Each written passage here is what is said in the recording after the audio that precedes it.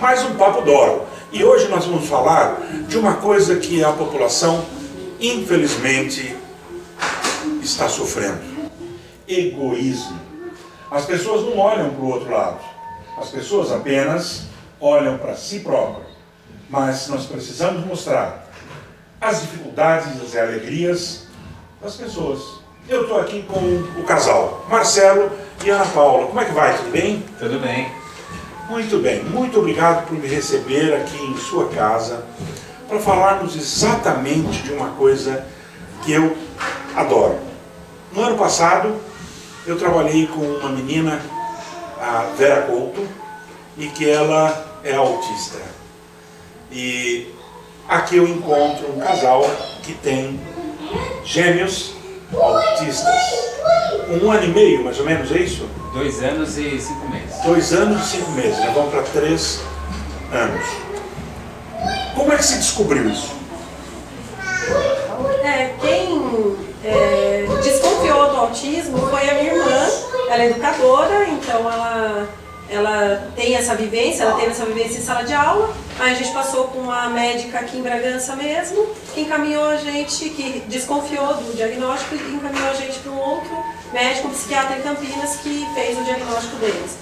Depois que a gente desconfiou, isso aí foi rapidinho fazer o diagnóstico, né?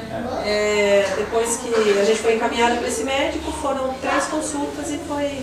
Só completando, a gente, no dia, a Simone veio aqui, a gente pesquisou na internet, a Simone, a irmã da Paula, a gente pesquisou na internet, a gente viu vários vídeos, né? E assim, naquela noite, foi uma noite bem difícil pra gente, né? Porque assim, ficou claro pra gente assim, que eles tinham autismo ou algo do tipo, né? Então foi muito esclarecedor pra gente aquele vídeo. Sim. A partir do momento que vocês descobriram, qual foi a sensação? Qual foi a emoção de vocês em relação a isso? É muito comum falar do luto dos pais quando você descobre que seu filho tem uma deficiência.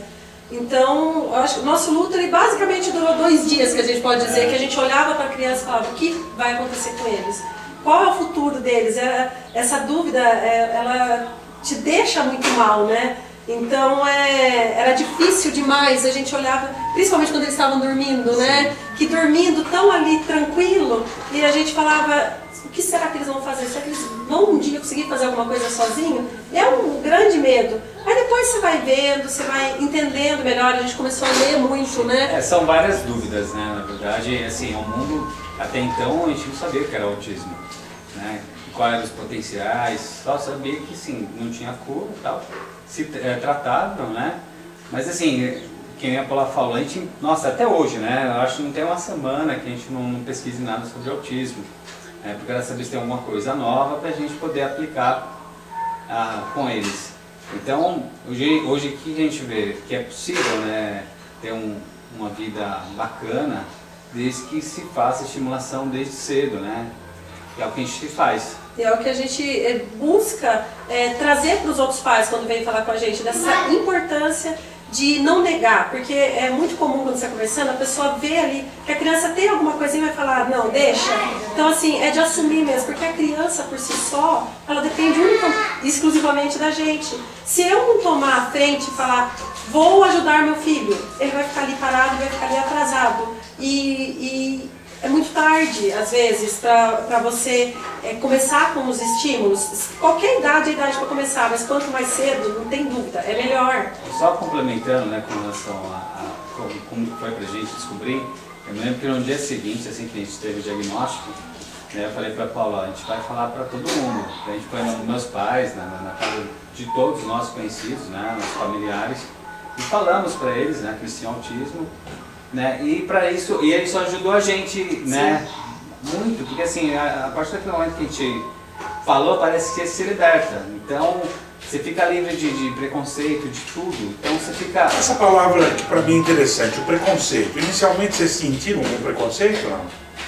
Graças a Deus, não, mas o medo existe, principalmente conforme vai crescendo, que a gente sabe de casos de a criança que vai brincar no playground, por exemplo, e a mãe fala assim, tem autismo, pode ser agressivo. A gente sabe que isso pode acontecer. Por isso que a gente resolveu sempre estar mostrando eles. Eu sei que vocês criaram um blog para Isso. esclarecer e até expor as crianças e o problema, que eu não chamo de problema, mas expor esta vivência de vocês. E eu vi alguma coisa no blog e achei absolutamente interessante, e as pessoas, mesmo que não tenham esses problemas em casa, devem procurar ver. Porque isso não é um problema. Chega a ser uma alegria, não é verdade? Nossa. Sim. É como... A gente comemora cada evolução deles. Por menor que seja. É muito comemorado. Tudo. Aqui é uma coisa de um ligar para o outro, quando eles olham mais, porque é o que eu falo, você aprende a valorizar as pequenas coisas que a gente acaba. Uma criança que está no desenvolvimento normal, é natural que ela comece a dar tchau, é natural que ela comece a mandar beijo. A gente fica feliz com isso, mas no caso deles, como tem essa demora, essa expectativa a mais, quando acontece, né? É uma vitória. Nossa! Eu sinto alegria em vocês. Descobrir isso ajudou vocês no casamento? Acho que ajudou como ser humano, além do casamento, em tudo. Sim.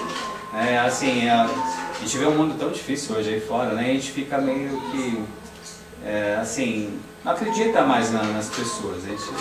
Então, assim, e quando a gente recebeu o diagnóstico, quantas pessoas ajudaram a gente? A gente viu que dá para acreditar. Dá para vocês, né? Bom, essa sua experiência, ela deveria ser compartilhada muito mais, porque a nossa vida, como eu falei, é egoísmo puro. E as pessoas não olham atrás do muro da sua casa e não vêem as dificuldades ou os problemas que os outros passam. Vocês já levaram eles para a escola? Sim, Sim. Por orientação do psiquiatra que fez o diagnóstico. Ele fez um plano terapêutico e nesse plano era essencial que eles começassem meio período na escola. Sim. E as escolas tiveram uma boa receptividade? O que acontece é que a gente deu muita sorte de ir a uma escola que a diretora, os professores, eles realmente quiseram abraçar a causa autismo. Né? Então, mas isso foi uma sorte, porque a gente Mas sabe que... sorte é relativo. Eu quero o nome da escola. Sim, Afonso Rizzi. Afonso Rizzi. Lá foi... Então, houve uma receptividade na escola Afonso Rizzi. Escola que pode fazer diferença na vida do seu filho.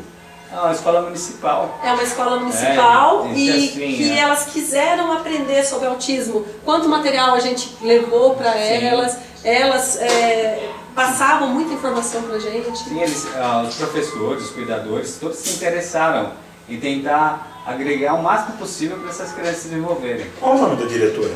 Ângela. Ângela, eu ainda vou te dar um abraço por essa atitude. Parabéns, Ângela. Nós temos que valorizar as pessoas que fazem. Sim. Principalmente porque na cidade ela fez algo a mais. Porque na cidade, criança da idade deles não tem direito a professor de apoio. E é a idade que mais precisa de estímulo. Então como eu posso deixar uma criança na escola sem um professor específico que possa ajudar essa criança, quem sabe no futuro nem precisar do professor de apoio? Verdade. Então falta essa visão. É verdade. Adilson Pondesso, meu amigo, secretário municipal da Educação, nós falamos na sua primeira entrevista a respeito desse assunto. Olha a importância da escola para essas crianças e para a sociedade. Eu sei que você está cuidando muito bem disso, Adilson, parabéns. Eu preciso também elogiar, porque é necessário que as pessoas saibam o que está se fazendo nessa cidade. Me diga mais dos seus filhos, os nomes deles. É o Felipe e o Gustavo. Felipe e Gustavo. Eu observei que vocês reservaram um espaço aqui na sua casa exclusivo para eles. Sim. E com espelho, com uma televisão, com um chão almofadado. Eu senti que vocês realmente têm um carinho especial por essas crianças. Eu só tenho a dizer a vocês, é algo que me emociona. Eu não tive nenhum problema desse tipo na minha família. Mas eu vejo tantas famílias com esse problema, que na minha opinião não é um problema, e que os seus filhos precisam de vocês. Olha, parabéns. Parabéns. Pode trazer as crianças? Vamos dar uma olhadinha nas crianças, pode ser? Sim. Então, enquanto isso, a minha minha posição é: o poder público precisa investir nisso.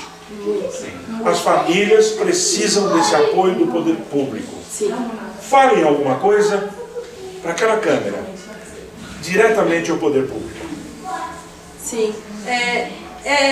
A criança com autismo, ela necessariamente precisa de muito estímulo para que ela se desenvolva ao ponto dela poder até perder as características de autismo. Isso vai depender, claro, da criança em si, do grau dela e também desse estímulo. Então hoje, o que acontece? Esses dois, para se desenvolverem, eles precisam ter um tratamento adequado de uma profissional que conheça o ABA, que é um tipo de terapia. É um tipo de terapia que é muito importante para a criança com autismo. Eles precisam de uma terapeuta ocupacional que faça integração sensorial. E eles precisam da escola. A escola é importantíssimo. Uma professora que esteja preparada. Então, assim, a gente não pode depender só da sorte. Nós tivemos sorte, mas e quem não teve sorte? Então, essas crianças elas têm toda a possibilidade de ser totalmente independente, mas elas precisam que alguém olhe por elas e elas precisam de tratamento adequado. Se hoje eu fosse pagar para 2 crianças um tratamento do jeito que ele tem que ser feito, a gente estaria aí gastando por volta de 10 mil reais. Qual família tem 10 mil reais disponível aí, hoje em dia, para tratar criança? Então, precisa ter ajuda, precisa ter isso em casa. Depois que eu saio da terapia, eu preciso chegar com essas crianças e buscar interagir o máximo possível com elas. Porque senão não tem como elas se desenvolverem do jeito que elas poderiam.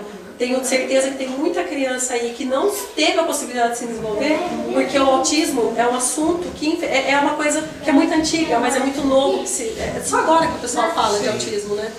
E assim, na verdade, a gente tem que pensar a longo prazo, né? Diz assim, se a idade para eles conseguirem se desenvolver é agora, a gente tem que investir neles agora, para se tornem adultos produtivos, para não se tornar um fardo para a sociedade, né?